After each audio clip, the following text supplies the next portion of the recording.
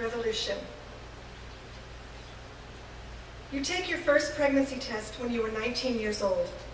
What you remember is sitting in history class on a cold January morning and knowing how much more important your uterine lining was at that exact moment than our country's fight for independence. This moment is years ago, before you could walk into Rite Aid and purchase a kit and pee on a strip in your best friend's bathroom. This moment is years ago, when the only free clinic was on the other side of town and you barely made it back in time for class because you sat in that small, dull bathroom miles away from room 312 in Franklin Hall, with frozen thighs and a stiff urethra that wouldn't yield till you turned on the faucet full blast and finally let it go like you've never let go. And you took the sample and presented it with shaky hands and prideful embarrassment, that slosh of urine inside a plastic cup, saying deep inside yourself, please take this, please take it away. The volunteers all smiled, and you half expected them to say, good job, and pat your hand and give you a lollipop. They were pleased with you, the only ones who would be. These young women with shaggy hair and no makeup, whose white lab coats sport buttons of tiny painted coat hangers with lines slashed across the center and letters that shouted, no more. They helped you with your coat and told you to come back in 2 days. 2 days. Inside your car, the key barely turned and you had to wait 5 minutes for the engine to warm up before you could drive away to the part of town you've always known best. This isn't the first pregnancy test you would take in your lifetime. There will be at least 5 more. But this is the one that felt the most like being caught. And when you made your way back to campus on that cold day and into room 312, you wondered if your classmates in U.S. History 101 knew where you went and if they knew what you were. And 2 weeks back, when the semester opened its arms with frat boys and quiet types crammed into that small room on the 3rd floor, you thought you knew more than any of them about books and thoughts and the American Revolution. But on the coldest morning of the year, the day you could still smell pee on the tips of your fingers no matter how hard you washed your hands with pink, latherless soap, you felt everything you ever knew about wars, love, the rhythm of your own body got washed away in an old green sink in a clinic on the other side of town. And then it felt that you knew nothing at all but fear. Sitting in class, the colonists' road to independence flew past you like something you once envied years ago. It was January, but there were no holidays, and Martin Luther King Day was just a speck of legislation, waiting to happen before you can get a Monday off in the middle of what feels like endless days of flattened skies and depressed college students getting more depressed. The fog was so thick it clung to your backpack and frizzed your hair, and when you drove to the clinic, you always missed the entrance in the shrouded streets of winter. And when you hit the brakes and swung into the lot on the wrong side of town, you made your first pact with God. You promised to visit this side of town more often, every week in fact, to hand out soup, to read to poor kids, to become a smiling volunteer at the clinic, testing someone else's pee on a foggy winter's day. This test was years ago, but you can still remember what it felt like to hold your breath for 48 hours in the cold air of midwinter and find out for the 3rd time in your life what it felt like to be really alone. The first time you felt like this was in a motel room in the middle of Nevada for 2 straight days. You were just 8 years old and a far cry from college, a million stones throw from peeing on a strip in a clinic cup.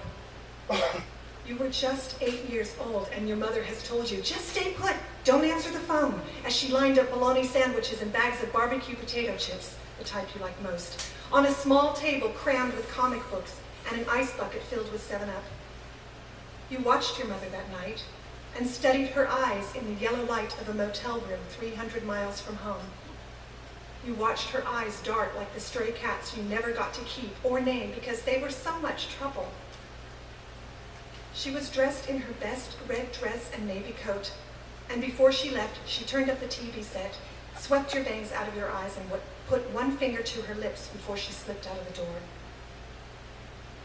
You were asleep when she came back, like a cat in the dark, but she woke up when the TV set went silent and your mother was feline stretched on the bed right beside you. She was still in her navy blue coat, and red marks smeared the pillow beneath her parted lips. Out of all of this, out of 2 days of cartoons and Johnny Carson and silent sobs into thin pillows. You got 3 Butterfingers and a pair of tennis shoes 2 sizes too small. You just keep growing, don't you?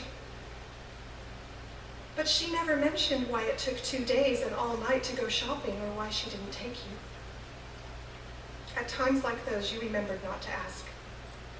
But what you do remember most was liking the feel of your mother's old navy coat, starchy and warm, underneath your tiny arm when you wrapped yourself around her in an old motel room somewhere in the middle of nowhere at all.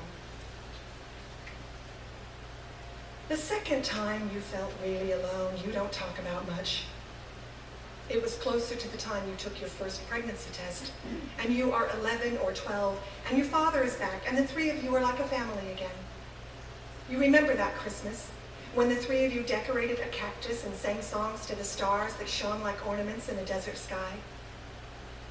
But winters were long in the desert, and in the cold heart of a new year, you got to hear a lot more than coyotes screaming at the top of their half-emptied hearts in the middle of a shivered night. And the one time you realized it was yourself screaming to get the fuck off her was the time you felt the weight of your own body falling downward.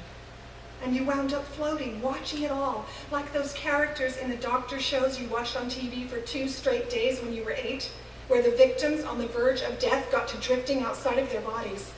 Like them, you sat beneath your father and watched your own heart stop beating as surgeons pounded on your heart and you couldn't scream anymore. You just watched yourself get pounded on till almost everything goes black, and there you are in the middle of the night like you are the only person alive in the universe. No God. No heaven. Just the deepest black night without any stars. Once, just once, you tried to explain to your boyfriend, not the one who maybe knocked you up, but the poet boyfriend of yours a few years later, who told you that what you had was an existential moment. But the poet never really wanted to know why you got to floating. And you realized that there are a few times in love that full disclosure is one sure way to end up sleeping alone.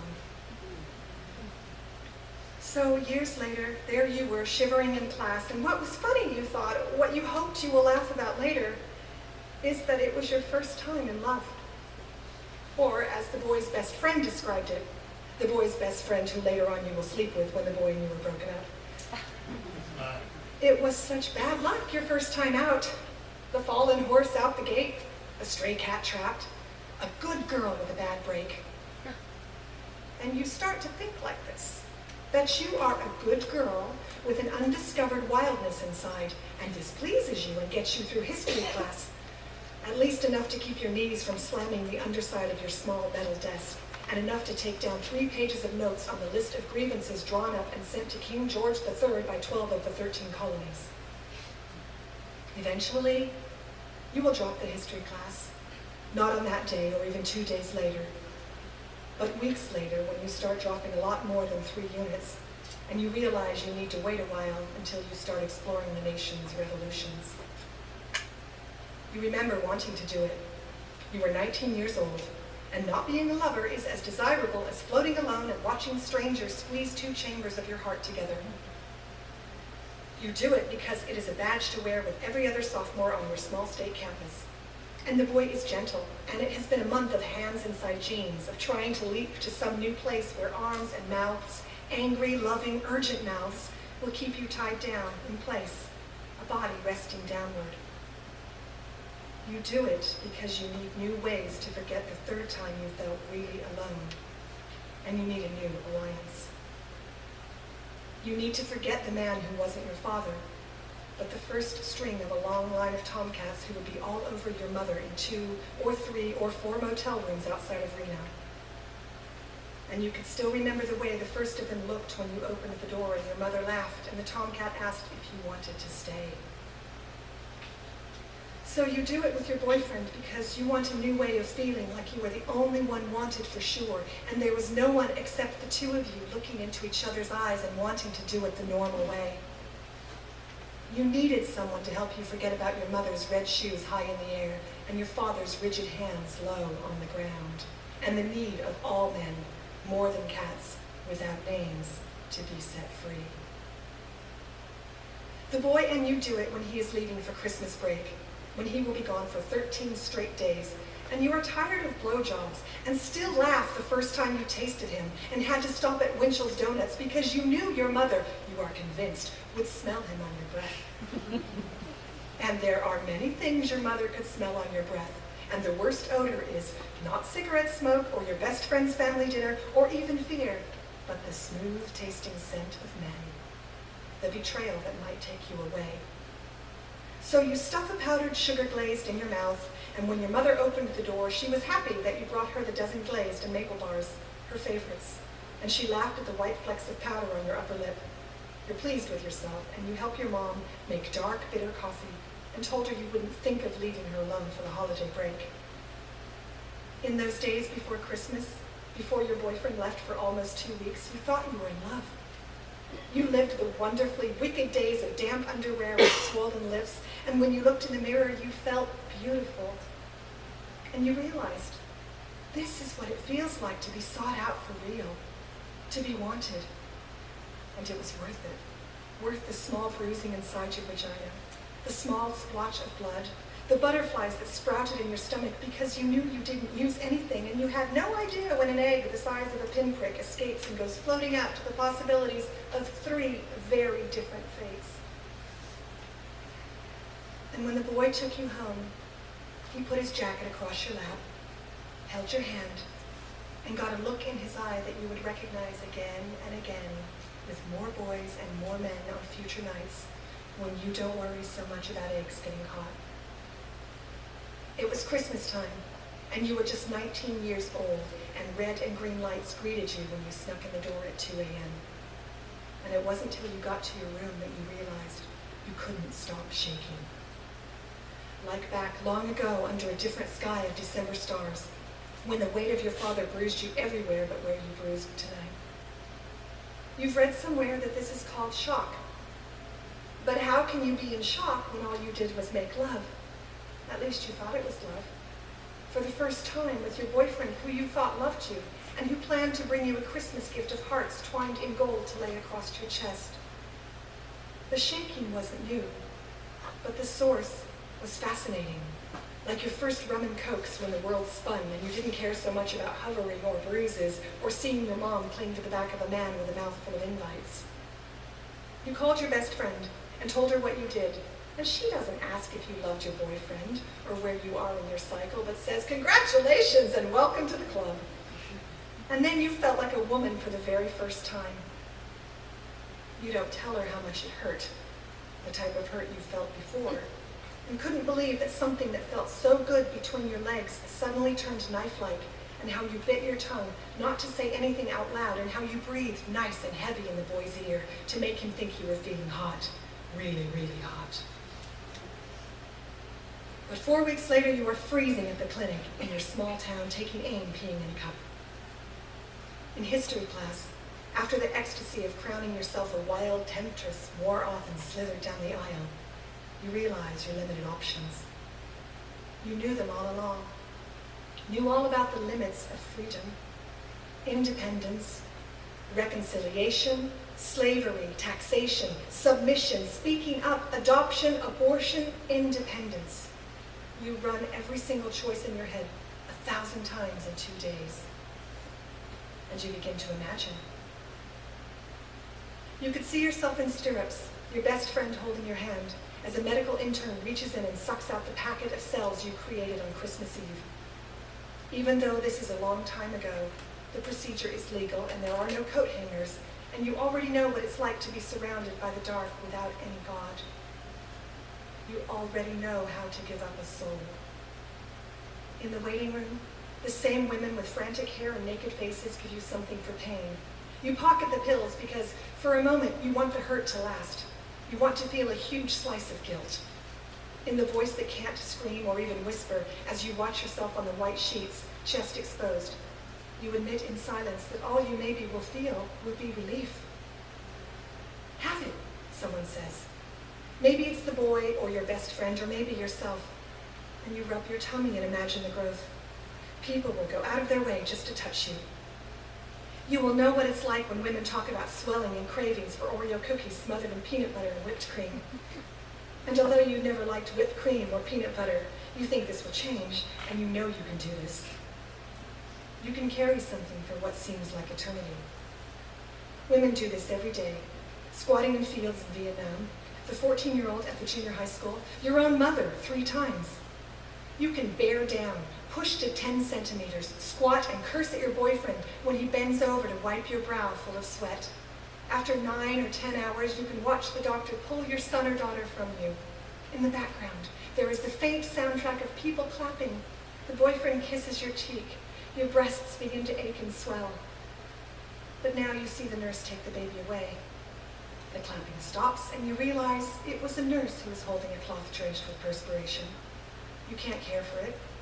You are only 19 and a college student who dropped half her classes, who can't commit, can't be responsible. You see the nurse taking away a bundle wrapped in faded pink, and you can't see her. For some reason now you know it's a girl. And you know, for sure, this option is never going to be. So now you are in the furthest corner of your mind, which was there all along, carrying your own daughter on another winter morning, your backpack bulging with textbooks, one of them history, taken for the second time. Your hair still frizzes and the days are foggy, but clearer now. And your daughter is cute, and everyone stops and tells you so. In history class, you get an A on your American Revolution paper, and for the rest of your life, you remember Georgia was the only colony not to send a delegate to Philadelphia in 1774. You promised to take your daughter to soccer games and best friends parties and shopping for shoes. You promise uncompromising declaration with open arms. And most of all, you promise never to leave your daughter in a motel room for 2 days in the middle of the Southwest desert. 2 days later, for real, you drove yourself back to the clinic, and you know even before you get there what the answer will be. What you felt right then between your legs was warm and sticky, and the first twinges of cramps crept down your lower spine. This time you missed the clinic entrance on purpose, your foot heavy on the pedal. And for some reason you started to cry. Later on, you realize you will do this with the 5 other pregnancy tests you will take in your lifetime. And each time you will feel, with a sense of relief, the texture of a navy blue coat underneath the thin arms of a small child whose heart kept floating upward, waiting to be anchored in the lap of a new land founded years ago.